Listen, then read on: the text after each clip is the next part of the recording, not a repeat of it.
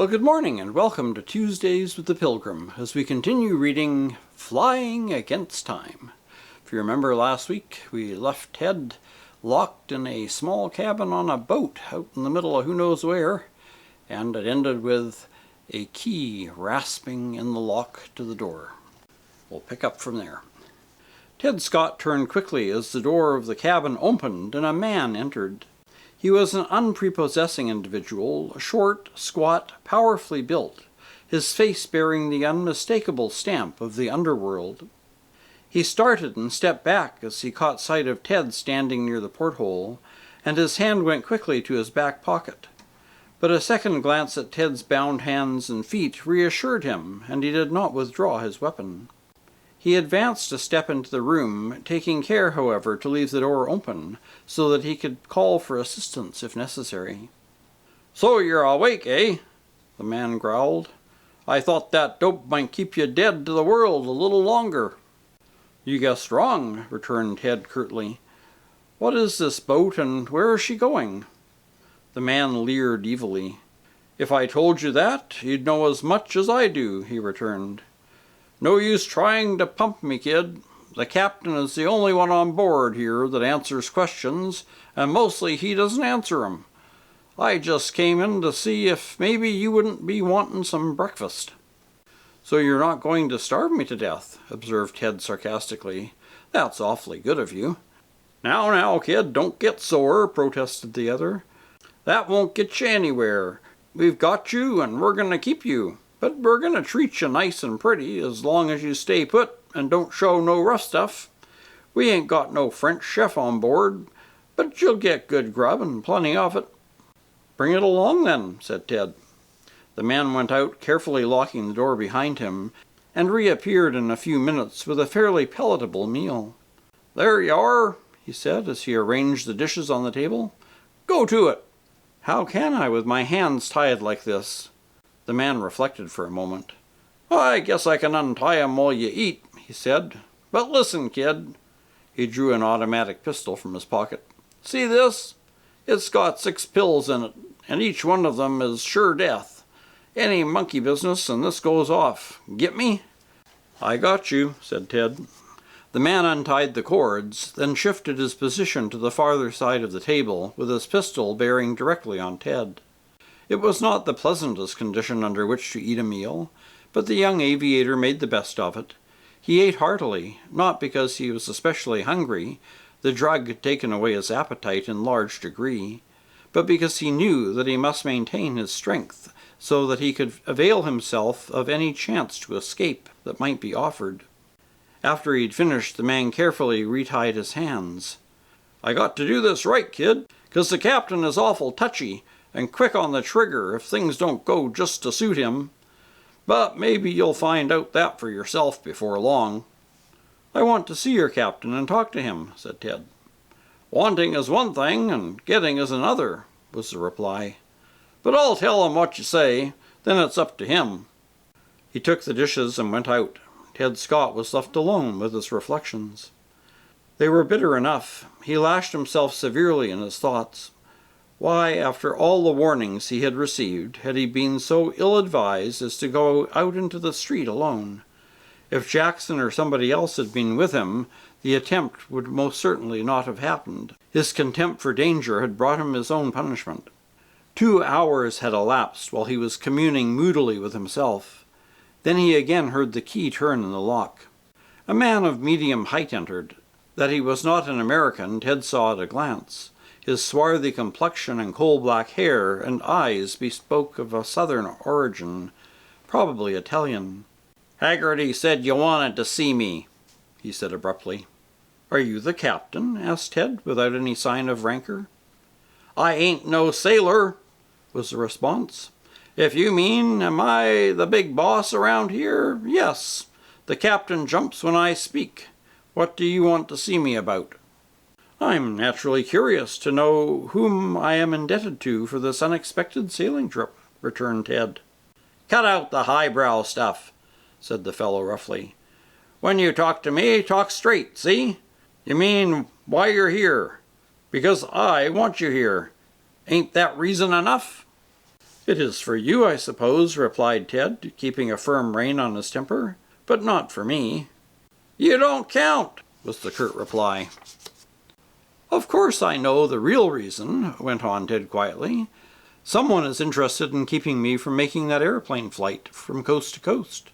The man kept silent. "Am I right?" asked Ted.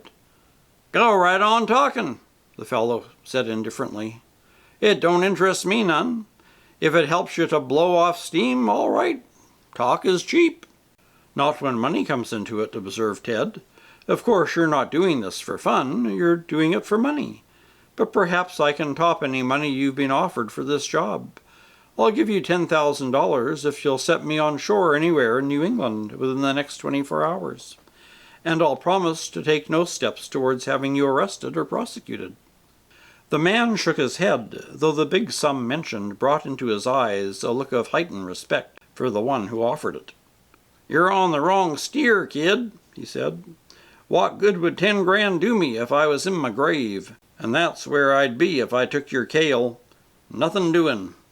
Another illustration, thought Ted, of the power the kings of the underworld exert over their tools. He changed his tactics. "Well," he sighed resignedly, "I suppose I'm up against it, and have got to take my medicine." "Now you're talking sense," said the fellow, in a more conciliatory way. "When a guy's licked, what's the use of kicking? Ain't no reason why we can't get along nice and comfortable. If you look at this thing right, we ain't got no grudge against you personal.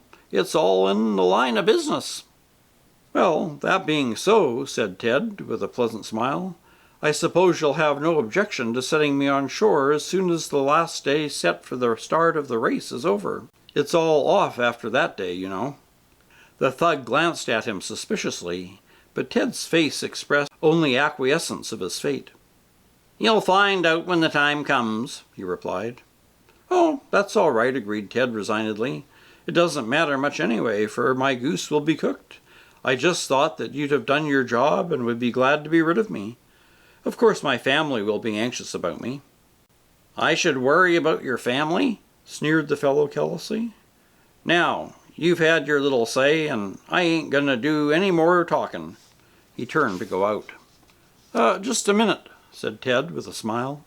"You spoke a little while ago about our getting along nicely and comfortably, but I can't be very comfortable with my legs and hands tied. What's the matter with taking them off? You've got me safe anyhow." "I ain't taking no chances," said the man surly. "But what possible chance is there in that?" asked Ted. "I haven't wings, I can't fly, and that's the only way I could get away from this ship." The fellow paused and seemed to consider. "You might cut up rough if your hands and feet were free," he remarked.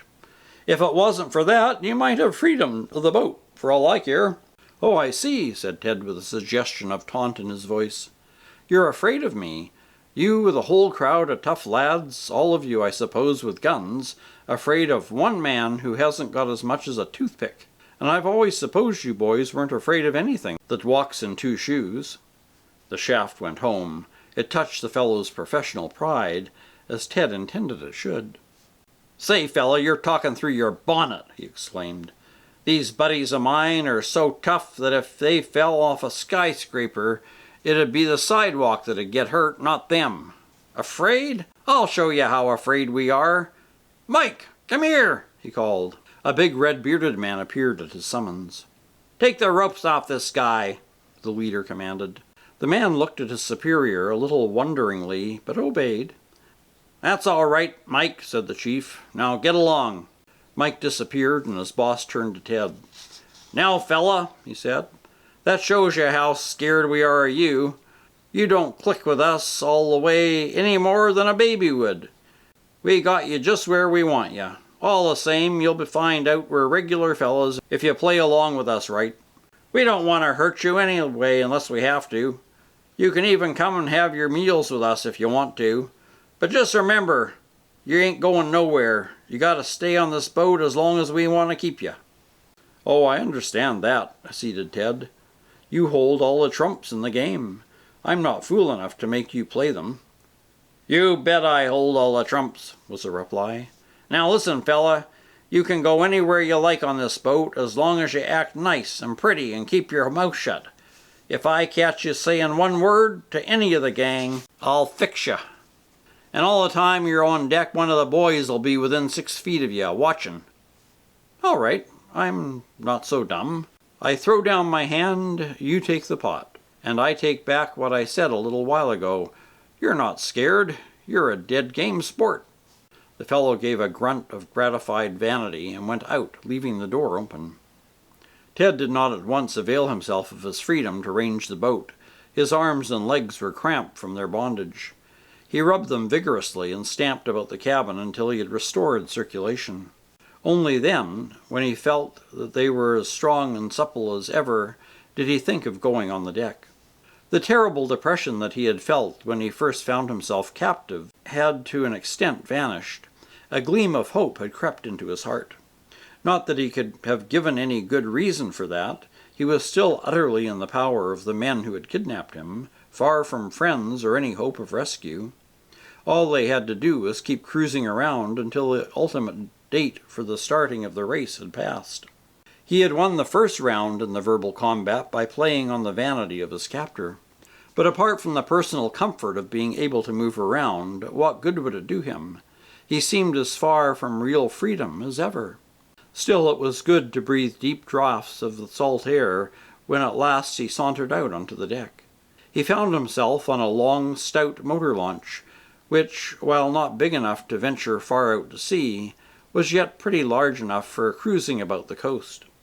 A quick glance told him that there were about a dozen men in sight. Several of these seemed to be sailors moving about on various tasks connected with the handling of the craft, but the majority were of the same stamp as the leader. Some had sinister-looking faces, while others seemed good-natured enough of the ne'er-do-well stamp that always hang about seaports, ready for any job and not too suspicious as to what it was. They were engaged, some in playing craps, others cards, but at Ted's appearance one of them rose quickly and came over to his vicinity. He said not a word, and Ted, mindful of the leader's warning, betrayed no knowledge of his presence. Ted ranged carelessly over the boat from stem to stern, and wherever he went the man drifted along like a shadow. But it was not the boat that especially attracted Ted's interest. It was what lay outside, the wide expanse of tossing waters. Though this boat was loafing along as though to kill time, at an average speed of perhaps 12 miles an hour, there was no mainland in sight. At a distance of about 4 miles was a little group of islands, heavily wooded and each only a few acres in extent. Land? Ted looked at it hungrily. As he looked, a vessel came in sight from beyond the shelter of one of the islands, heading in the direction of the boat on which Ted was an unwilling passenger. There was a stir among the men on deck. The thought doubtless occurred to them that Ted might try to signal. The man lounging behind Ted hurried up to him. "Get below, fella," he commanded. Ted whirled about and sent his right fist crashing into the man's jaw. And that's the end of chapter 18. Wonder what'll happen, Ted, against a boat full of sailors and thugs. Guess we'll find out next week. Until then, take care, stay safe, and God bless.